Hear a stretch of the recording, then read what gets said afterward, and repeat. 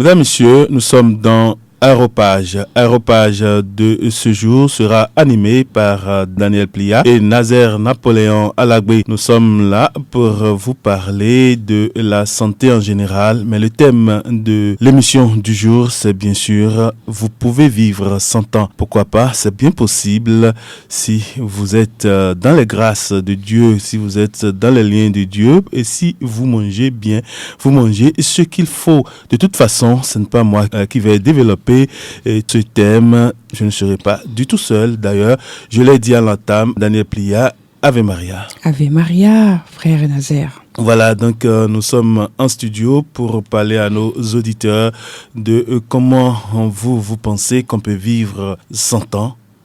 Oui, alors on bénit le Seigneur de toute grâce, créateur du ciel et de la terre, qui a caché aux sages, aux savants, et qui a révélé au tout petit que nous sommes. Et nous sommes vraiment dans l'action de grâce pour ces connaissances qu'il nous a données et que nous voulons partager avec nos frères et nos sœurs. Oui, comme vous l'avez dit, c'est pouvoir lancer ce défi et dire aux auditeurs et à tout homme que vivre 100 ans, ce n'est pas que c'est possible, c'est normalement le projet de Dieu sur chacun d'entre nous. Et dans sa parole, il le redit avec vigueur. Mais avant de commencer donc cet enseignement, je voudrais d'abord faire une prière où je vais demander à mes frères de s'y associer pour proclamer que le Seigneur est vraiment notre rempart et que ses promesses ne sont pas vaines et que ce qu'il a prévu pour nous ne peut que se réaliser certainement. C'est en fait une paraphrase du psaume 27. Le Seigneur est ma lumière et mon salut. Le Seigneur est ma lumière et mon salut. Ma santé et mon équilibre parfait. Ma richesse et ma prospérité. Ma force et ma joie. Ma victoire et ma plénitude. De qui aurais-je peur? Devant qui tremblerais-je? Le Seigneur est le rempart de ma vie, ma protection absolue, le bouclier de ma famille et de mes amis. Qui redouterais-je? Quand s'avancent devant moi les méchants et que s'élève la rumeur de leurs pensées de malheur, ce sont eux, mes ennemis, mes adversaires, mes opposants, qui chancellent et succombent. Chaque jour de ma vie, à chaque instant de mon existence, je suis positionné devant la face de mon Seigneur mon Dieu, rayonnante et triomphante, le cœur intrépide, confiante et aimante, la bouche pleine de rire, de louanges, de chansons, de bénédictions, d'actions de grâce. Amen. Amen. C'est une prière de foi, une prière d'affirmation et de reconnaissance de ce que Dieu a prévu pour nous et qui ne peut que se réaliser. Donc, je disais qu'il était important que on remette les choses à leur place. Aujourd'hui, dans notre civilisation, on a beaucoup de pensées négatives, de projets de mort. On est tout le temps en train de nous faire peur sur telle ou telle chose. Et aujourd'hui, beaucoup de chrétiens, et je dirais même de croyants, se vivent tout en allant à la messe, tout en pratiquant leur dévotion, vivent quand même dans un sentiment de peur et d'anxiété. Et donc, il est important de leur redire que Dieu les aime et qu'il a un projet extraordinaire pour chacun d'entre eux. Au cours de cette émission, nous allons leur redonner la vision que Dieu a sur l'homme. Un homme en bonne santé, un homme debout, un homme rayonnant, victorieux et triomphant, pour que nos vies puissent glorifier Dieu. Alors c'est dans ce cadre que le thème que nous allons développer aujourd'hui concerne donc la santé. Mais généralement, quand on parle de santé, on ne pense qu'à alimentation. Non, la santé, c'est un tout. Et je vais vous le développer en me basant sur la Bible, parce que c'est là ma source d'inspiration. Et le verset biblique qui va me servir de soubassement pour développer ce thème est tiré du livre d'Isaïe, au chapitre 65, verset 20 des versets 17 à 21. Désormais, on n'y entendra plus retentir ni pleurs, ni cris. Il n'y aura plus là de nourrissons emportés en quelques jours, ni de vieillards qui n'accomplissent pas ses jours. Le plus jeune, en effet, mourra centenaire, et le plus malchanceux, c'est centenaire aussi qu'il deviendra moins que rien. Ils bâtiront des maisons et ils les habiteront. Ils planteront des vignes et ils en mangeront les fruits. Ils ne bâtiront plus pour qu'un autre habite. Ils ne planteront plus pour qu'un autre mange. Car, tels les jours d'un arbre, tels les jours de mon peuple. Avant même qu'ils appellent, moi je leur répondrai. Alors qu'ils parleront, encore, moi je les aurai écoutés. Parole du Seigneur. Oui, voilà ces belles paroles qui nous étonnent, qui nous ébranlent. Et puis on se dit, oui, mais Dieu doit quand même exagérer. Comment il dit que mourir avant 100 ans, c'est une malédiction? Oui, Dieu est cohérent, il ne peut pas mentir, il n'est pas un Dieu pour mentir. Et toutes ces promesses dans la Bible sont réalisables et réalisées pour beaucoup d'hommes. Le livre d'Osée au chapitre 4, verset 6 nous dit « Mon peuple périt faute de connaissance ». Et le Seigneur, dans sa parole également, dans le livre du Deutéronome, nous dit « Je te propose aujourd'hui la vie ou la mort, le malheur ou le bonheur, la malédiction ou la bénédiction. Choisis donc la vie pour que toi et ta postérité vous viviez, aimant Yahvé, écoutant sa voix, car là est ta vie, ainsi que la longue durée de ton séjour sur la terre. » Alors vous avez entendu, car là est ta vie.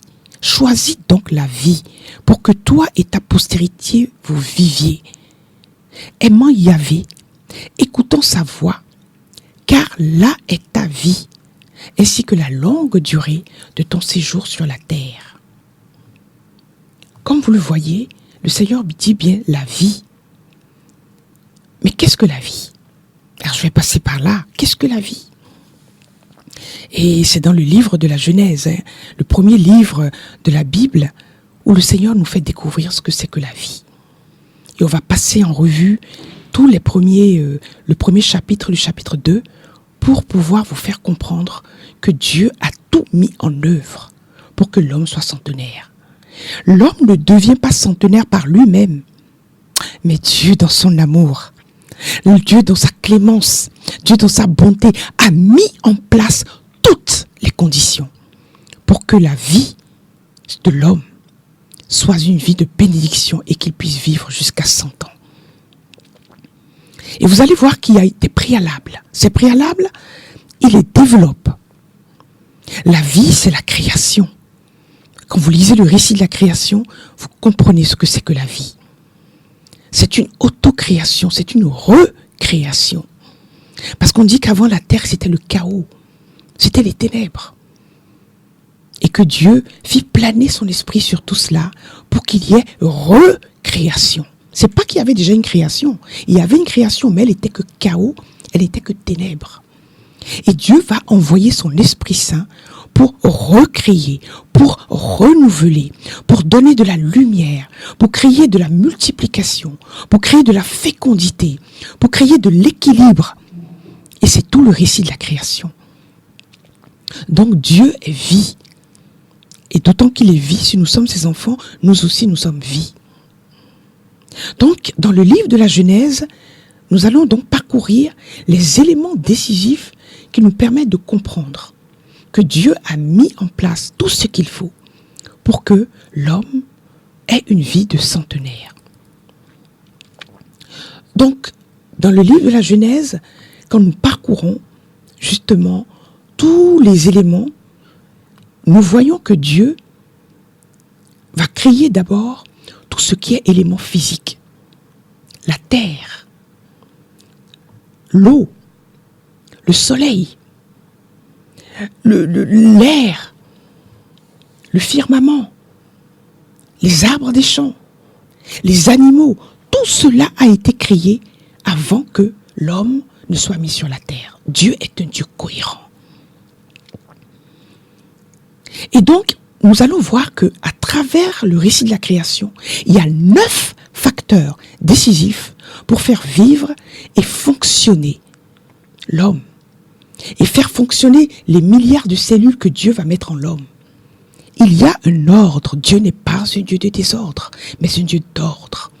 Et vous verrez que dans le récit de la création, il y a une chronologie. Rien n'est fait comme ça en désordre. Il y a une chronologie dans la création. Merveille. D'abord, nous allons voir qu'il a créé la lumière. Ensuite, le ciel, la terre, la mer, les arbres, les fruits. Et c'est là qu'il nous dit ce que nous devons manger. La culture du sol. Il a créé le repos. Il a créé l'état d'esprit. Donc, vous allez comprendre que notre corps, le corps de l'homme, est un organisme vivant, constitué de cellules, mais qui a besoin pour fonctionner normalement de 9 facteurs décisifs, qui sont, je vais vous les développer, nous allons essayer d'en développer au maximum, et si le temps ne le permet pas, nous allons le poursuivre dans un deuxième temps. Mais il est important que les croyants que nous sommes comprennent que ces facteurs, Dieu les a mis, c'est préalable. Dieu nous les a mis à disposition parce qu'ils sont source de vie.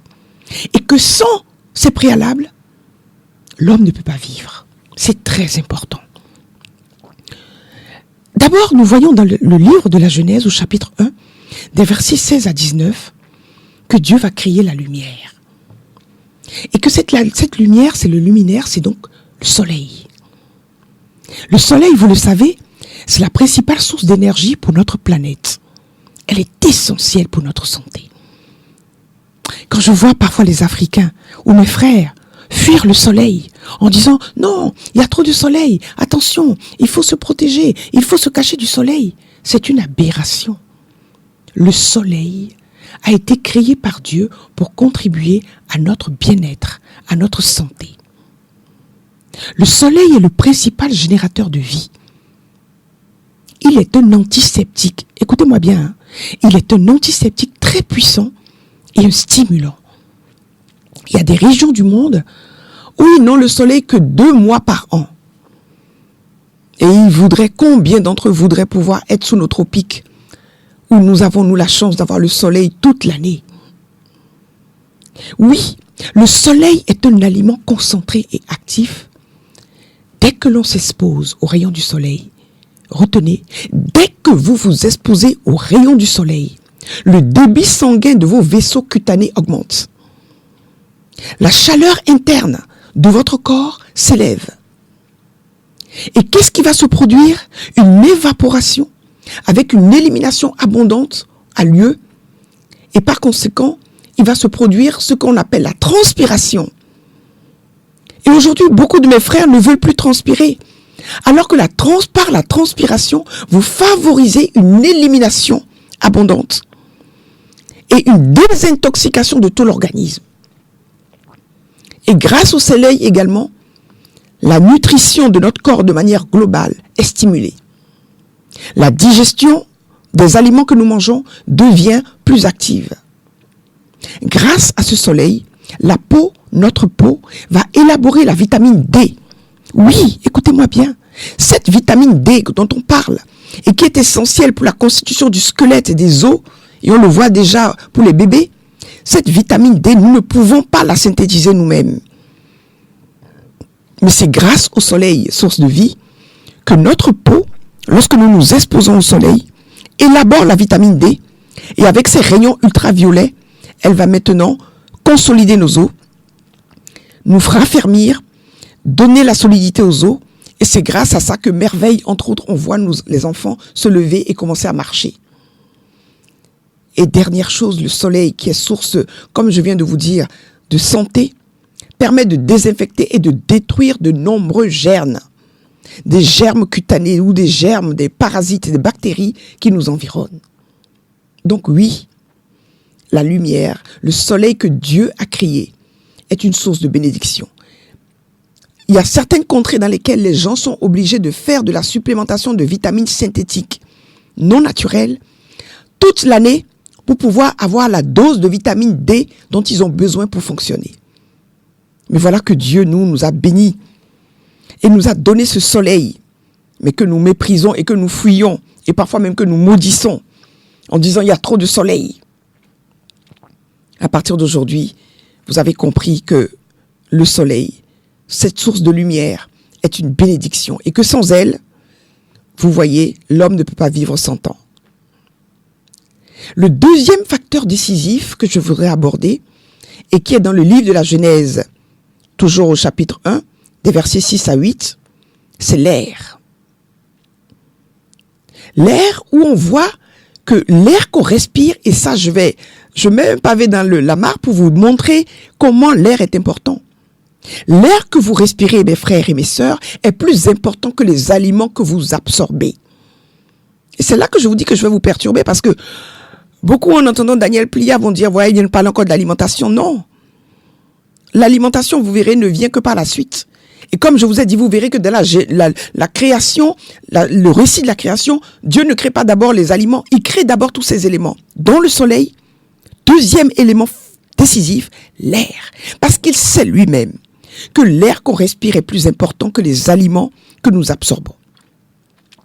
Écoutez mes frères et mes sœurs, nous ne pouvons vivre plus de 5 minutes sans respirer. L'air est le plus important, il est plus important que les aliments. La preuve, vous voyez, vous pouvez jeûner.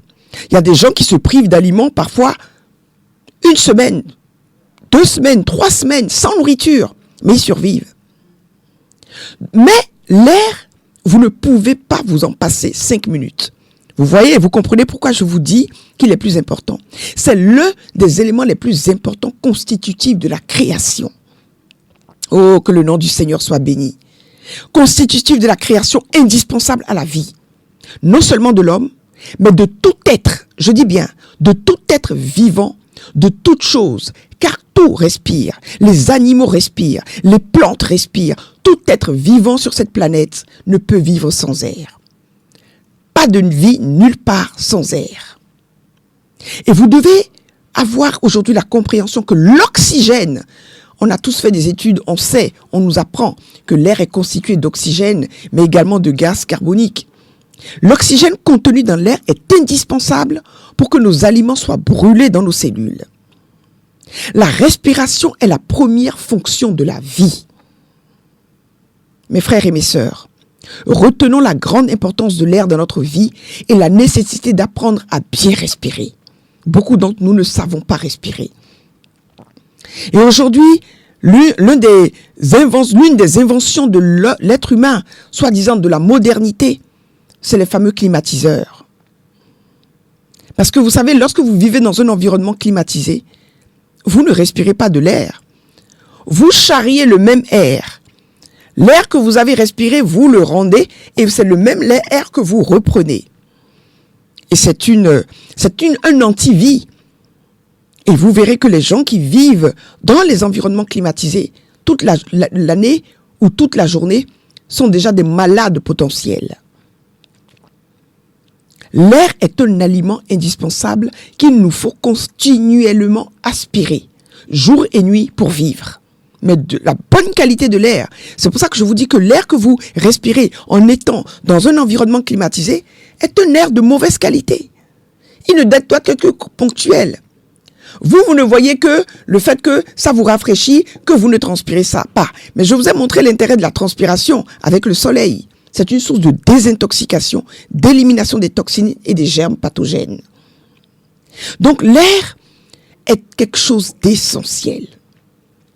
Le phénomène merveilleux de la respiration complète le rôle de la digestion et y collabore par ce qu'on appelle la purification et la revitalisation. Retenez que par la respiration, l'air purifie le sang veineux du gaz carbonique. Il brûle pendant son passage dans les poumons certaines graisses produites par la digestion. Il absorbe et il expulse aussi du corps tous les autres gaz que les poumons rejettent. Il fournit l'oxygène au sang neuf élaboré par l'intestin. Vous vous imaginez C'est une merveille. Une mauvaise digestion détermine donc une mauvaise respiration et vice-versa.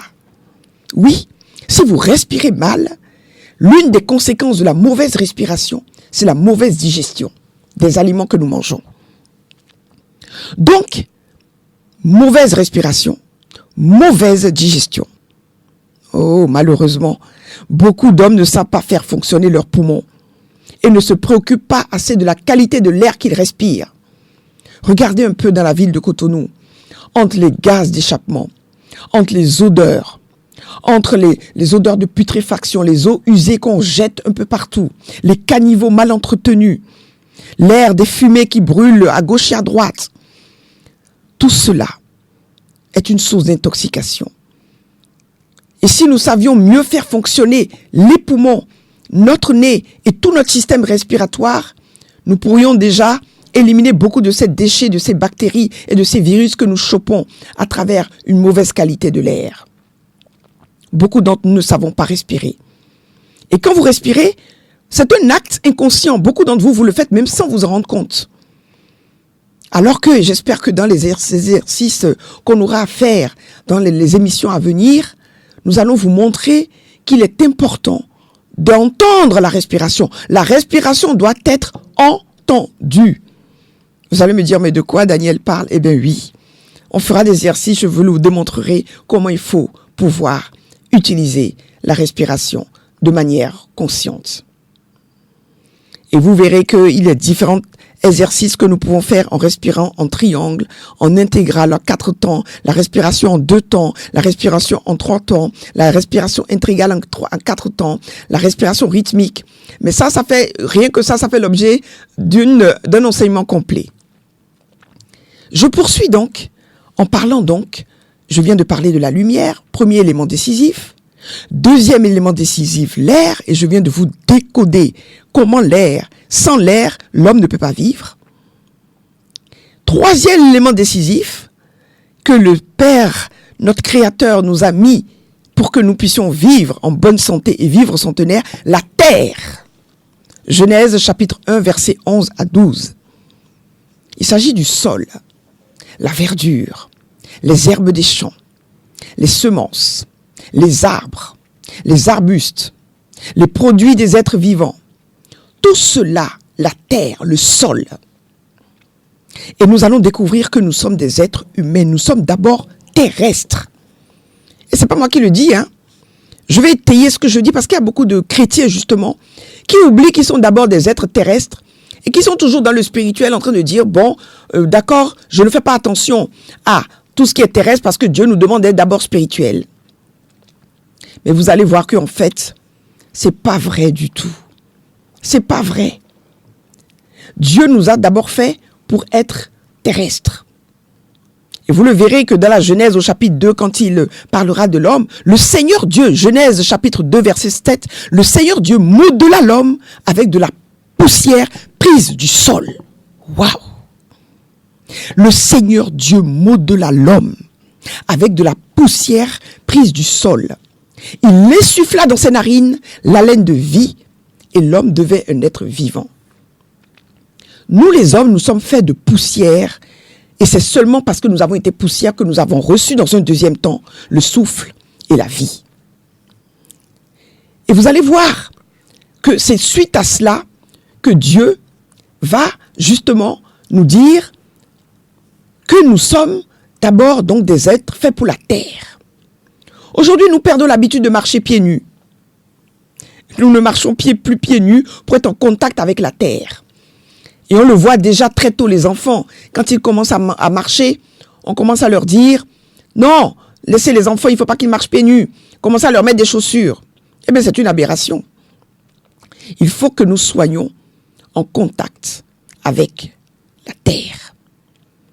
En hébreu, Adam, qu'on appelle l'homme, Adam veut dire en hébreu tirer du sol. Ça veut dire Adama, tirer du sol. Donc il y a d'abord eu le corps, matière physique. Et comme je vous ai dit, c'est ça. Et Saint Paul, dans sa lettre aux Corinthiens au chapitre 15, versets 45 à 49, appuie et insiste. Écoutez bien. C'est ainsi qu'il est écrit. Le premier homme, Adam, fut un être animal. Écoutez bien. Le premier homme, Adam, fut un être animal doué de vie. Le dernier Adam est un être spirituel donnant la vie. Mais ce qui est premier, c'est l'être animal. Ce n'est pas l'être spirituel. Nous sommes d'abord animal avant de devenir spirituel. Et comme vous le voyez, je vous l'ai démontré, il nous a d'abord fabriqué avec la poussière et après il nous a donné le souffle. Le souffle. Donc, Saint Paul le dit, c'est l'être animal, ce n'est pas l'être spirituel. Il vient ensuite. Le premier homme tiré de la terre est terrestre. Le second homme, lui, vient du ciel. Et de même que nous avons été à l'image de l'homme terrestre, nous serons aussi à l'image de l'homme céleste. Oh, Saint Paul, merci pour ces paroles qui nous ramènent à la réalité de ce que nous sommes. Oui, nous sommes d'abord des êtres terrestres. Et vous voyez pourquoi Dieu a créé la terre et il a mis l'homme sur cette terre. Vous voyez comment la terre est indispensable pour notre fonctionnement. Parce que c'est la terre qui nous donne la nourriture. Et c'est sur cette terre que Dieu va créer les semences. C'est sur cette terre qu'il va mettre l'engrais nécessaire, l'argile qui est source de guérison.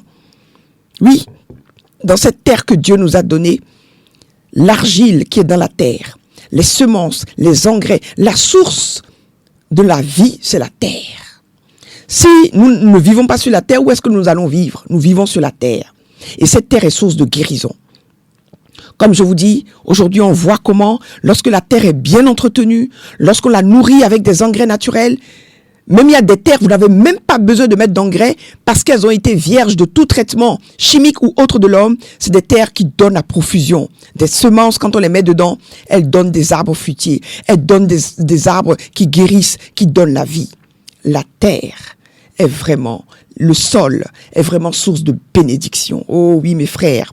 Vous voyez le troisième élément décisif que Dieu a mis à notre disposition. Cette terre, ce sol que nous méprisons. Et aujourd'hui, nous la détruisons. Et nous faisons référence donc à Laudato Si, le plaidoyer du pape en faveur de cette maison commune qu'il nous a donnée. Et qu'aujourd'hui, l'homme est en train de détruire.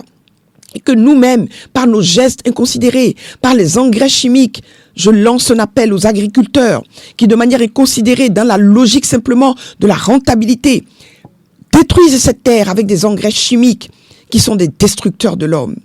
Et par ricochet des animaux et par ricochet de nos aliments. Vous voyez l'effet destructeur. Les petits vers de terre qui sont dans la terre et qui constituent la terre, qui lui donnent sa richesse, avec les engrais chimiques, nous les détruisons. Et après, nous avons des aliments, certes, mais des aliments de mauvaise qualité, bourrés d'engrais chimiques. Notre terre, cette terre que Dieu a créée déjà dans le livre de la Genèse, est un élément décisif. Je poursuis. Quatrième élément décisif, qui est donc... C'est ça qui va venir. Le quatrième élément décisif que nous allons aborder, c'est donc l'eau. Nous avons parlé de la lumière, nous avons parlé de l'air, nous venons de parler de la terre. Et ce quatrième élément décisif, c'est l'eau. Ah, la mer, les fleuves, les lacs. Genèse 1, versets 9 à 10. Et c'est Saint François d'Assise qui nous dit « Loué sois-tu, mon Seigneur, pour notre sœur l'eau, laquelle est très utile et humble et précieuse et chaste. » Waouh! Vous imaginez Saint François d'Assise qui nous dit que l'eau est chaste, elle est utile, elle est humble, elle est précieuse.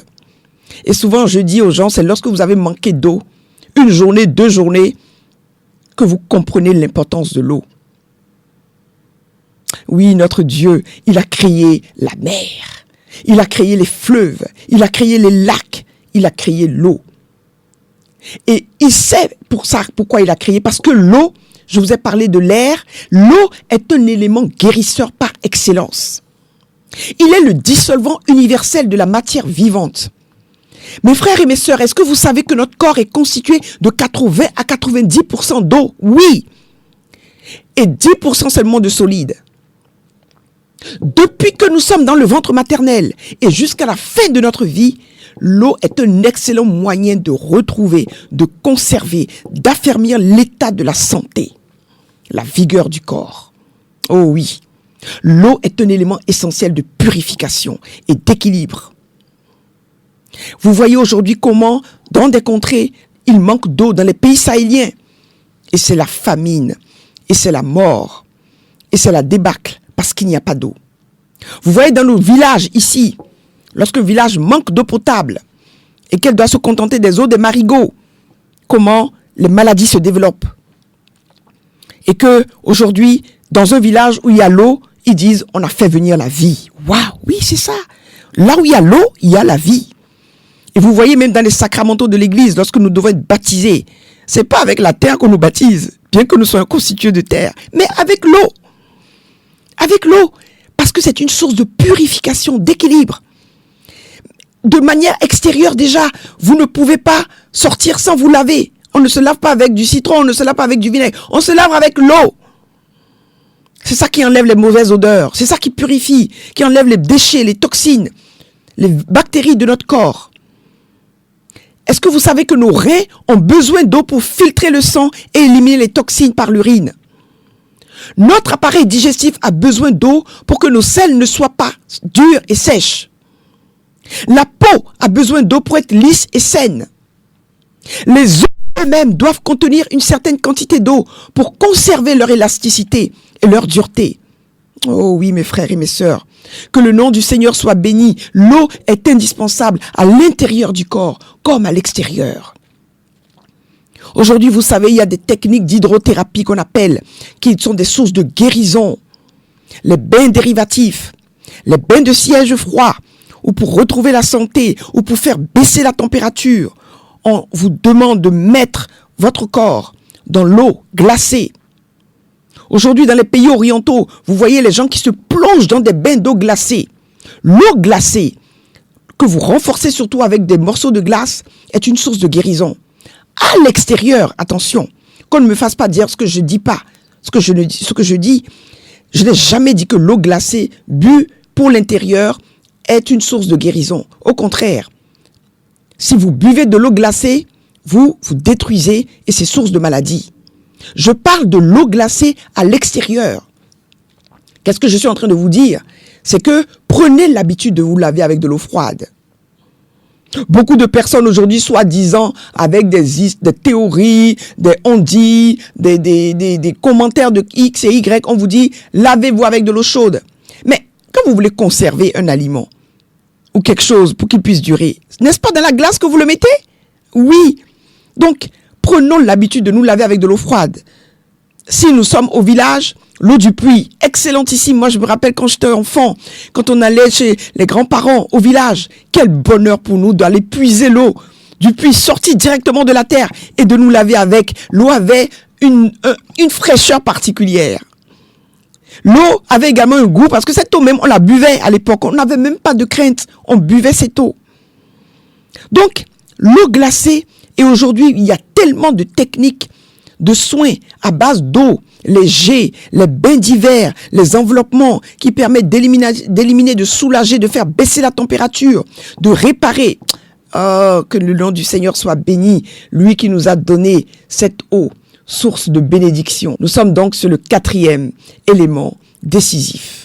Certains vont penser un instant que la Bible, quelque part, a dit aussi que 70 ans, c'est une grâce, mais 80 ans, c'est le plus endurant. C'est le plus endurant et c'est grâce sur grâce. Qu'est-ce qu'on peut leur répondre rapidement pour finir l'émission? Oui, je dis, dans la Bible, il y a une progression. Le Seigneur, lui, comme je dis, Dieu ne peut pas se contredire. C'est souvent sur ces genres d'éléments que parfois des groupes se fixent pour pouvoir après dénaturer la parole de Dieu. Ici, il s'agit d'une prophétie qui a été faite par un prophète. Et la prophétie, elle est plus puissante qu'un psaume. C'est souvent dans les psaumes qu'on a eu à entendre cela, dans les livres des psaumes, où on dit les plus endurants iront jusqu'à 80 ans. Ce que Dieu est en train de nous dire, c'est de nous dire que c'est à 80 ans que nous avons déjà acquis l'endurance. Et l'endurance, là, doit nous permettre d'aller jusqu'à 100 ans. C'est comme ça qu'il faut le comprendre. C'est-à-dire que, en principe, nous ne devrions pas être malades jusqu'à 80 ans. À 80 ans, nous sommes déjà endurants. Nous avons capitalisé déjà tout ce qu'il nous faut pour devenir centenaire. La preuve, on voit bien Moïse. Ça 80 ans que Moïse a été recruté par Dieu pour porter le peuple d'Égypte à travers le désert. À 80 ans. Moïse est mort à 125 ans. Donc vous voyez que le Seigneur, s'il a pu choisir des hommes de 80 ans pour faire sortir son peuple, c'est certainement pas 80 ans qui devait mettre un terme à la vie. On a des exemples forts dans la Bible qui nous montrent. Vous prenez Moïse, vous prenez Joseph, vous prenez les grands patriarches. La plupart d'entre eux, c'est 100 ans, 125 ans, 150 ans. Parfois, quand vous lisez, même je dis, comment nous pouvons nous aussi avoir cela? Mais c'est pas simplement une promesse, c'est une certitude. Et les hommes qu'il a bénis, qui ont fait ce qu'il a demandé de faire, il les a bénis. Et c'est une bénédiction que Dieu nous donne à travers cette prophétie d'Isaïe. Mourir avant 100 ans sera une malédiction. C'est une façon de dire, mais c'est pour dire que dans la promesse de Dieu, 100 ans, c'est ce qui est normal. Voilà, et c'est là que nous allons, par votre conclusion, mettre un thème à l'émission Aropage du jour. On signale aux auditeurs et auditrices de notre station que cette émission est une nouvelle émission et que sa périodicité, c'est bien sûr mensuel. Une fois par mois, donc le mois prochain, nous allons vous aider à développer les éléments fondamentaux créés par Dieu pour notre environnement et pour nous faire vivre longtemps. Vous allez les développer dans l'émission qui va suivre. Voilà. Daniel, la conclusion de cette émission. La conclusion, mes frères et mes sœurs, vous voyez, je vous ai fait rentrer de plein pied dans les bénédictions de Dieu. Mais comme je dis, commençons à avoir la connaissance. Et je suis peut-être déjà en train de bouleverser beaucoup de choses en vous. Mais c'est pas moi, c'est l'Esprit Saint. L'objectif, il n'y a aucune prétention par derrière. C'est tout simplement pour passer la connaissance que Dieu nous a donnée et qui est source de bénédiction pour nous. Nous vous demandons simplement d'accueillir, que l'Esprit Saint puisse ouvrir votre intelligence, ouvrir vos corps, vos cœurs, pour que vous receviez tout ce qui est semence de vie, pour que vous aussi vous puissiez comprendre et avoir la certitude que vivre 100 ans, c'est possible. Que Dieu vous bénisse et vous garde et à très, très, très bientôt pour poursuivre notre prospection dans les facteurs décisifs que Dieu nous a donnés pour vivre 100 ans en bonne santé. Merci beaucoup, chers amis auditeurs et auditrices. C'est la fin de cette émission Aropage, premier numéro. Daniel? Oui, mon frère. On va inviter les auditeurs pour une prochaine fois. Absolument. On va leur dire quoi alors? Nous leur disons que dans un mois, nous allons nous retrouver. Nous avons déjà, je vous avais annoncé 9 facteurs décisifs. Voilà. J'en ai abordé 4. Dans la prochaine émission, nous allons développer les 5 dernières et la boucle sera bouclée. Au moins, vous aurez déjà les sous-bassements qui vont vous permettre de comprendre que vous pouvez vivre jusqu'à 100 ans à condition. Parce que, rappelez-vous le livre du Deutéronome que je vous ai lu, tu as la vie, mais tu as le choix entre la vie et la mort. À toi de choisir la vie. Le Seigneur nous dit choisissez la vie. À partir des éléments, vous allez voir que Dieu a déjà mis tout ce qu'il nous faut et que c'est à nous de faire un choix. C'est comme ça, d'autres vont dire, et c'est souvent ce qu'on a dit, on entend les gens dire, oh, mais il faut bien mourir de quelque chose, non? Donc, bon, faisons le petit plaisir, bafouons la terre, intoxiquons l'air, il faut bien mourir de quelque chose. Mais c'est bafouer l'œuvre de Dieu, ne pas comprendre l'œuvre de Dieu que de raisonner ainsi. Donc, dans notre prochaine émission, nous allons avec joie pouvoir développer les autres facteurs décisifs qui vont nous permettre d'aller beaucoup plus loin. Que Dieu vous bénisse. Quel ami fidèle et tendre, nous avons en Jésus-Christ, toujours prêt à nous comprendre quand nous sommes sans souci. Disons-lui toutes nos craintes, ouvrons-lui tout notre cœur. Bientôt ces paroles saintes nous rendront le vrai bonheur. Quel ami fidèle et tendre nous avons en Jésus-Christ, toujours prêt à nous défendre